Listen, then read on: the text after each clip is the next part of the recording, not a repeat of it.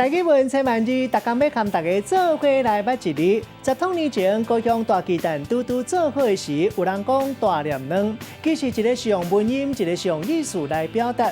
今仔日要甲大家小解这一字，咱同齐来看到，这个就是蛋，巨蛋的蛋，读倒安蛋第3条。其实古早有台语字典介绍这字读做蛋第7条，讲是一个民族的族名。也毋过咱即马惯势读蛋，意思就是卵。咱即马讲卵白质，古早有人讲是蛋白质。另外一个音读做单，像讲鸟啊鸡所生的卵也未孵出来，咱讲是卵单。也有鸡母要生卵的叫声，就是孵单。带大家做伙来小解这两个词。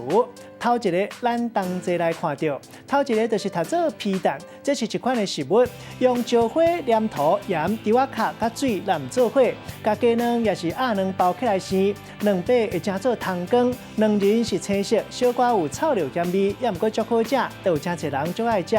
第二个词读做孵蛋，意思就是鸡母要生卵之前发出一款真特别的叫声。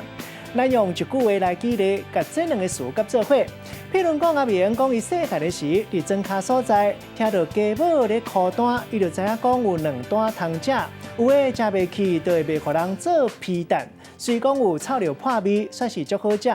今仔日小解这一字读做蛋，另外一个音读做单，提供互观众朋友来参考。